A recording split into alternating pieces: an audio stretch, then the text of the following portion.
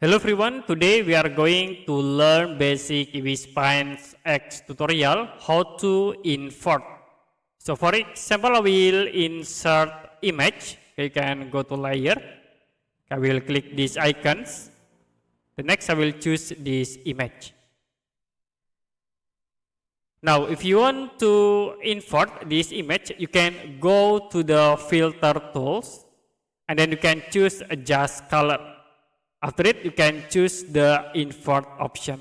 You can click and the image will be automatically invert. You can set strength in here. Okay. This is 0 and then this is for the 100%. If you done, you can click OK. Okay, that's it for basic Ibis X tutorial, how to invert.